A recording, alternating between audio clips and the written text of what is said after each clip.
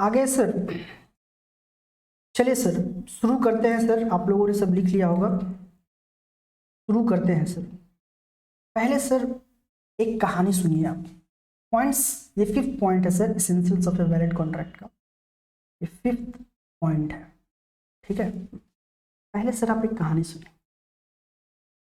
हाँ, शायरी भी सुनाए हैं, कहानी भी सुनाएंगे, उसमें क्या है। कहानी से ये तो केस का मजा है सर। क्या वो सर कि एक बार एक हस्बैंड वाइफ वैकेशन पे घूमने के लिए यूरोप गए, लंदन, ठीक है, लंदन गए घूमने के लिए सर। श्रीलंका से, आज की श्रीलंका से उस टाइम 1915 में सर, 1915 में, उस टाइम श्रीलंका को सीलन बोलते थे, CEYLON, क्या बोलते थे, सिलोन, CEYLON, क्या बोलते थे श्रीलंका को, तब क्या बोलते थे सर, सिलोन बोलते थे। वो घूमने के लिए गए सर, हस्बैंड वाइफ दोनों, ठीक है। नाम था sir Balfour, Balfour, Mr and Mrs वाल्फर। Mrs Balfour sir जब घूमने के लिए लंदन गई तो कुछ दिनों के बाद मिसेस वाल्फर का तबीयत बहुत बिगड़ गया, बहुत बिगड़ गया। सी वाज सेवरली इल, बहुत ज्यादा उनका तबीयत बिगड़ गया। और मिस्टर वाल्फर एक प्लानिंग करके गए थे सर कि 10 दिन 15 दिन घूम के आएंगे, और आने के टाइम में मिसेस वाल्फर बीमार पड़ गई सर। मिस्टर वाल्फर का आना बहुत जरूरी था सर। तो मिस्टर वाल्फर ने मिसेस वाल्फर को कहा कि मिसेस वाल्फर आप यहीं अपना ट्रीटमेंट कराओ, जब आप ठीक हो जाना तो आप वापस सिलोन लौट आना। मैं आपको हर एक महीने 30 पाउंड पैसे इतना आपको ट्रांसफर करता रहूंगा, हर एक महीने आपको इतना भेजता रहूंगा। आजकल के बच्चे सोचेंगे सर 30 पाउंड क्या होगा सर इसमें। बेटा थिंक अबाउट 1915, 1915 के बारे में सोचिए सर। दिस 30 पाउंड इज 100 साल हो गए सर, 107 ईयर्स ओल्ड। इतने ईयर ओल्ड आप केस पढ़ रहे हैं, इसका 100 गुना इसका आज वैल्यू होता सर तो कितना हो जाता है 3000। और एक पाउंड का वैल्यू कुछ 98, अप्रोक्सीमेटली 100 ही आप रखो, 90 ही रखो ना, 90 ही रखो, तो कितना हो गया सर 2.7 लाख पर मंथ। आज के हिसाब से आप देखिए तो सर ये वैल्यू बनती है सर। मिसेस वाल्फर को सर लंदन में मजा आ गया, ठीक है, मतलब मिसेस वाल्फर को लंदन सर भाग गया। मिस्टर वाल्फर ने सर कुछ दिनों के बाद पैसा देना मना कर दिया, पैसे भेजने ही बंद कर दिए मिस्टर वाल्फर ने। तो मिसेस वाल्फर सर कोर्ट चली गई। कहां चली गई, कोर्ट, कोर्ट। तो सर मिस्टर वाल्फर तो श्रीलंका में थे, श्रीलंका मतलब तब के सिलोन है ना, सैलन में थे सर, सिलोन में थे सर, सिलोन में है ना। मिस्टर वाल्फर कहाँ थे सर, सिलोन में। और मिसेस वाल्फर ब्रिटेन में थी सर। तो वहां केस करने से क्या होगा सर, सर क्योंकि श्रीलंका जो था वो ब्रिटेन का क्या था सर, कॉलोनी था। हम लोग भी उस टाइम ब्रिटिश कॉलोनी थे सर। तो ब्रिटेन का लॉ श्रीलंका में लागू होता था, ब्रिटेन का लॉ सर श्रीलंका में लागू होता था। तो मिसेस वाल्फर ने जब केस किया सर, मिस्टर वाल्फर को नोटिस आया, मिस्टर वाल्फर को वहां जाना पड़ा। कहाँ केस किया सर, कहाँ केस किया, लोअर कोर्ट में जब केस चला सर, किंग्स कोर्ट बोलते थे, किंग्स कोर्ट। तो उसके जो जज थे justice Sagton, justice Sagton, justice Sagton ने कहा Mrs वाल्फर, Mrs Walfer you are entitled for your claim. आपको आपका क्लेम मिसेस वाल्फर मिलना चाहिए। जस्टिस सैगटन ने यह कहा सर। अब सर 2.7 लाख मतलब उस टाइम के हिसाब से 30 पाउंड पर मंथ कंपनसेशन देना, 30 पाउंड पर मंथ पैसे भेजना सर इतना आसान होता नहीं था sir. It's a very high amount, उस टाइम का सर ये हाई अमाउंट है, ठीक है। तो मिस्टर वेलफर जो थे सर वो अपर कोर्ट में चले गए। कहां चले गए सर? अपर कोर्ट में चले गए। और अपर कोर्ट में जज का एक पैनल ने सर, जज के पैनल ने, ठीक है, ये बोला this agreement is of domestic nature. ये जो एग्रीमेंट है वो डोमेस्टिक नेचर का है, घरेलू प्रस्ताव है, and therefore it is not enforceable by law. Hence Mr Balfour you are not liable to pay Mrs Balfour any compensation right now. अभी आप मिसेस वेलफर को, मिस्टर वेलफर, 1 रुपये देने के लिए लायबल नहीं है। कोर्ट आपको इसके लिए नहीं बोल सकती है कि आप अपने पत्नी को पैसे भेजें, because this is domestic nature agreement. आप दिन भर में 100 एग्रीमेंट बोलते हैं। मिसेस वेलफर से पूछा सर, कोर्ट ने मिसेस वेलफर से पूछा कि मिस्टर वेलफर ने कब आपको बताया कि वो आपको लंदन घुमाने लेके जाएंगे? बोलते कि तो 10 साल से बोल रहे थे, वो तो 10 साल से मुझे बोल रहे थे। तो मैडम जब 10 साल से ये बोल रहे थे तो आपने तब केस क्यों नहीं किया? हाँ, इट्स डोमेस्टिक नेचर एग्रीमेंट। जाहिर सी बात है सर, ये हस्बैंड वाइफ है ना, ब्रदर सिस्टर, पापा बच्चे, है ना, फादर एंड सन के बीच में हजारों एग्रीमेंट होते हैं सर। तो क्या 1000 में से 900 पूरे नहीं होंगे तो आप 900 केस फाइल करेंगे? तो जज का यही करना था सर कि जो एग्रीमेंट ये जो एग्रीमेंट है वो डोमेस्टिक नेचर का है। किस नेचर का है सर? डोमेस्टिक नेचर का है। इसीलिए लीगैलिटी नहीं बनती है। क्या नहीं बनती है? लीगल रिस्पॉन्सिबिलिटी नहीं बनती है। चलिए सर इस केस को पहले फ्रेम करते हैं। क्या करते हैं? पहले फ्रेम करते हैं। ये सब को जरा इरेज करें, साफ करते हैं, फिर इस केस को जरा फ्रेम करते हैं बढ़िया से और देखते हैं। स्टोरी समझ में आया ना sir? Mr welfare Mrs welfare को लंदन घुमाने लेके गए सर। कहाँ गए? लंदन घुमाने लेके गए sir. Mr welfare Mrs welfare को लंदन घुमाने लेके गए। मिसेस वेलफर का वहाँ तबीयत बुरी तरह खराब हो गया सर। मिस्टर वेलफर को वापस आना था तो मिस्टर वेलफर वापस चले आए और मिसेस वेलफर को एक प्रॉमिस कर दिया कि मैं आपको 30 पाउंड हर एक महीने पैसे ट्रांसफर करता रहूँगा, ठीक है। मिसेस वेलफर को लंदन रास आ गया सर। मिसेस वेलफर वहीं रहना चाहती थी, लेकिन फिर मिस्टर वेलफर ने पैसे देने से मना कर दिया। तो मिसेस वेलफर ने केस फाइल कर दिया। लोअर कोर्ट ने कहा Mr Balfour you are liable to pay your wife. तो मिस्टर वेलफर अपर कोर्ट में चले गए। अपर कोर्ट में मिस्टर वेलफर के पक्ष में फैसला आया सर। तो मिस्टर वेलफर, क्योंकि जज ने कहा कि जज ने ये जजमेंट दिया सर कि ये जो एग्रीमेंट है the agreement is of domestic nature, तो लीगल रिस्पॉन्सिबिलिटी बनती नहीं है, therefore it is not enforceable by law. ये लॉ में इन्फोर्सेबल नहीं है। क्यों? क्योंकि डोमेस्टिक नेचर का एग्रीमेंट है, लीगल रिलेशनशिप नहीं बना है, इसीलिए ये इन्फोर्सेबल बाय लॉ नहीं है। ठीक है सर, लिखते हैं वाल्फर, लिखते हैं सर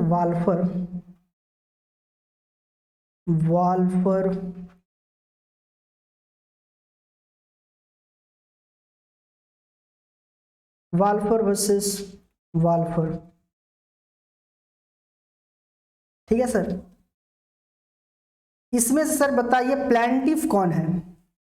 प्लेंटिफ कौन है जो केस करता है sir? One who files the case is known as plaintiff, and the one against whom the case is filed is known as defendant। तो क्या बोलते हैं सर? डिफेंडेंट। ठीक है, आगे बढ़ते हैं। स्टोरी क्या था सर? स्टोरी क्या था?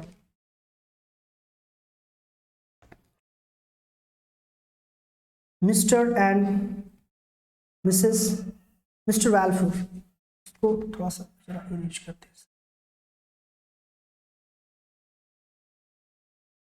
क्या sir? Mr welfare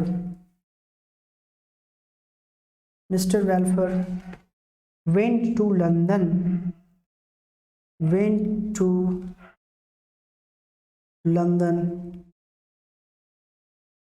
on a vacation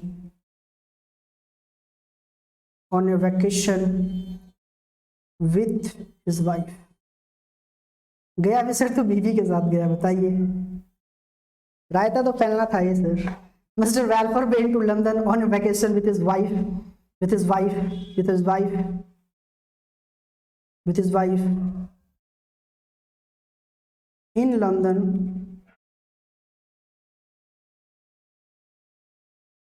Mrs Balfour felt ill, felt ill, क्या हो गया सर, तबीयत खराब हो गई मिसेस वेलफर की।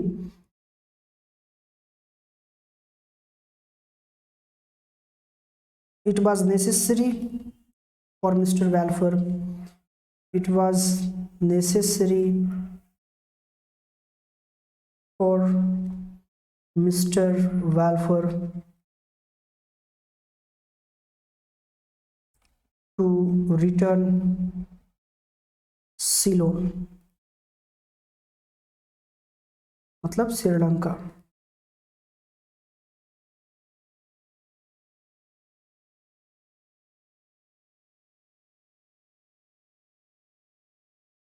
What Mr. Balfour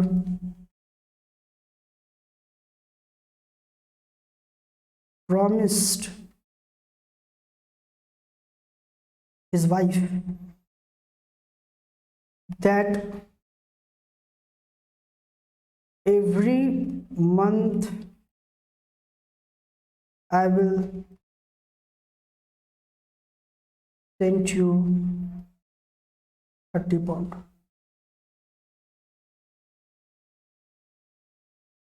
Until you recover and return back. जब तक तुम ठीक नहीं हो जाती हो या श्रीलंका वापस नहीं आती हो तब तक मैं तुम्हें हर एक महीने 30 पाउंड भेजता रहूंगा। Later on sir Mr Balfour, later on Mr वाल्फर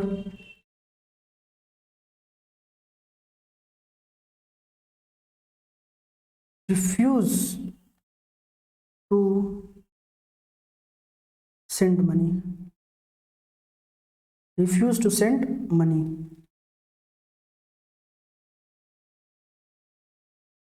Mrs. Walfer file a case in lower court, है ना सर। मिसेस वाल्फर ने क्या किया सर, कोर्ट में केस फाइल कर दिया सर। मिसेस वाल्फर ने क्या किया सर, कोर्ट में केस फाइल कर दिया। Mrs on denial, on refusal, on denial Mrs Balfour file case in lower court, मतलब किंग्स कोर्ट, लोअर कोर्ट। उस टाइम किंग्स कोर्ट और क्वीन कोर्ट होता था सर। लोअर कोर्ट में उन्होंने केस फाइल किया जहां पे mister Sagton, where justice Sagton, justice Sargent, justice Sargent ने क्या किया sir, makes decision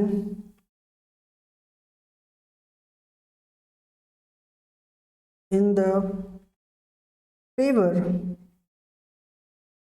of Mrs Walfer. जहां पे जस्टिस सैगटन ने सर मिसेस वाल्फर के पक्ष में फैसला सुनाया, but Mr Balfour appeal the case, but Mr वाल्फर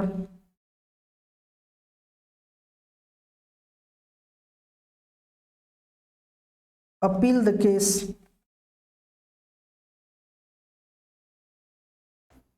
in upper court, upper court में उन्होंने केस को अपील कर दिया sir. Where a bench of 3 judges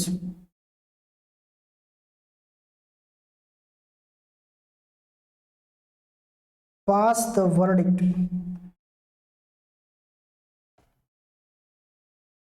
क्या किया सर? वर्डिक्ट को पास किया सर, वर्डिक्ट को पास किया, वर्डिक्ट को पास किया सर। 3 जजों के बेंच ने एक वर्डिक्ट को पास किया, that the agreement is of domestic nature. कौन सा नेचर का है सर? डोमेस्टिक नेचर का है। एग्रीमेंट कौन सा नेचर का है सर? डोमेस्टिक नेचर का एग्रीमेंट है, agreement is of domestic nature. ठीक है, hence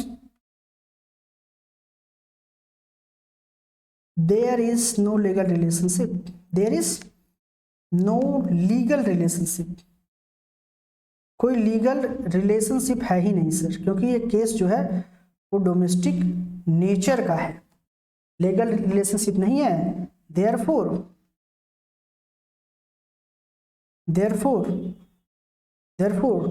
not enforceable, not enforceable in the court of law, in the court of law. जज ने क्या कहा सर? 3 बेंच के एक जज ने कहा ये जो एग्रीमेंट है वो डोमेस्टिक नेचर का है, इसीलिए लीगल रिलेशनशिप बन ही नहीं सकता।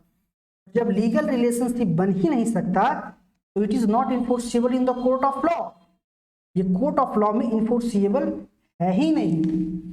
ठीक है, तो Mr Balfour is not liable to pay Mrs Balfour, Mr Balfour Mrs Balfour को पे करने के लिए लायबल नहीं है सर, नहीं है, नहीं है, नहीं है। आगे देखते हैं सर, एक और पॉइंट इसमें लिखते हैं सर। पॉइंट क्या बना सर इसका? पॉइंट ये बना sir, there must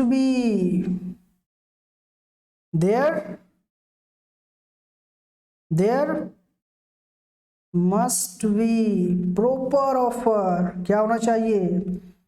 proper offer and proper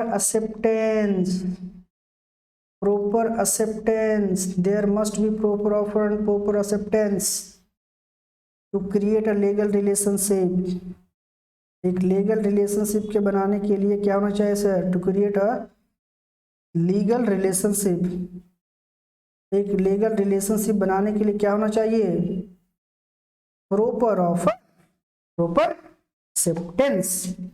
इसका नाम क्या था सर? वाल्फर वर्सेस वाल्फर,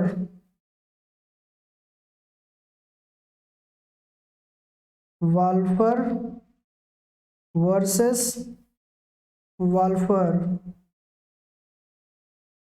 ठीक है, हाँ, 2 केस हो गया सर, 2 केस हम लोग कर चुके हैं सर। ठीक है, टोटल 26 के आसपास केसेस है आपके बुक में। 2 केस हमने आज कर लिया है, धीरे धीरे सारे केस कर लेंगे सर जैसे जैसे आएगा। इस चीज को आप वैसे सर्कल कर, है ना।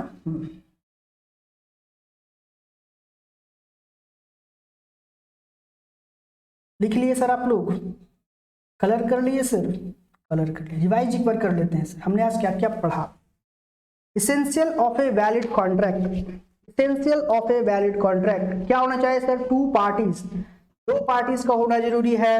One can not contract with himself, there must be involvement of 2 parties, one who makes the offer and against whom the offer is made, और you can also say that one who accept the offer। ठीक है, 2 parties का होना very very essential, very very essential. We have seen in the case of state of Gujarat, state of Gujarat case कौन सा है sir? State of Gujarat versus Raman Lal and company, state of Gujarat versus Raman Lal and company, versus Raman Lal and company. पहला कौन सा था? पहला कौन सा था सर? पहला कौन सा है सर? पहला जो भी है सर वो ये है कि 2 पार्टीज एक वैलिड कॉन्ट्रैक्ट के लिए होना जरूरी है। There must be 2 parties one who make the offer and second who will accept the offer. One cannot contract with himself. This is two party contract. दूसरा क्या सर, a contract में either by word or in the written means, either by word or in the written means there is no difference.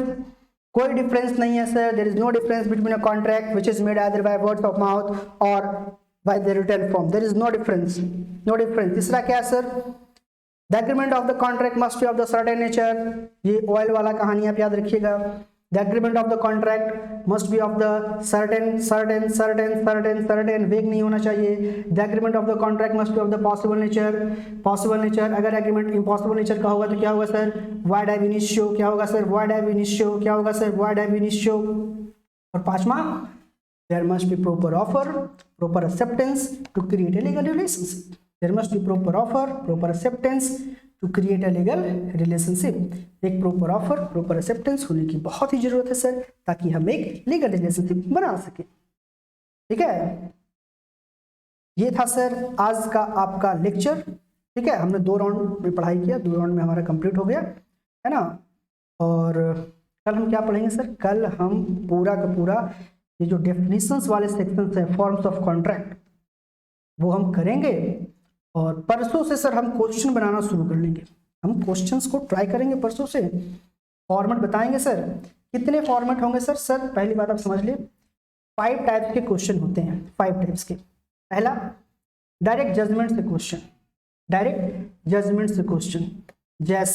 जैसे ये question है sir, जैसे ये question है, ये state of Gujarat versus Raman Lal and company. इसी पे आपसे सर एक केस स्टडी क्वेश्चन बना के पूछ ले. इसे आप क्या बोलेंगे, जजमेंट से रिलेटेड क्वेश्चन. इसमें आपको direct state of Gujarat Raman land company, इसके आपके जजमेंट को आप कोट करेंगे. आंसर हो गया. 3 फ्रेम में इसका हम कोटेशन करेंगे. ठीक है, पहला आप क्या बनाएंगे सर, प्रोविजन लिखेंगे. तो जजमेंट का जो प्रोविजन है ना, as per the legal judgement mentioned, as per the legal judgement given by the, इस केस में कौन दिया सर, कोर्ट ने दिया. As per the legal judgement given by the respected court in the case of state of Gujarat versus Raman Lal and company, है ना, provides that. शुरुआत करेंगे.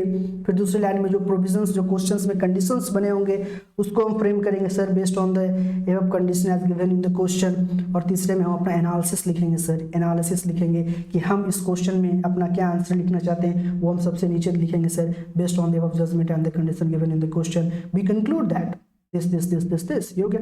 ये एक फॉर्मेट हुआ सर. ऐसे मैं 3 फॉर्मेट आपको बताऊंगा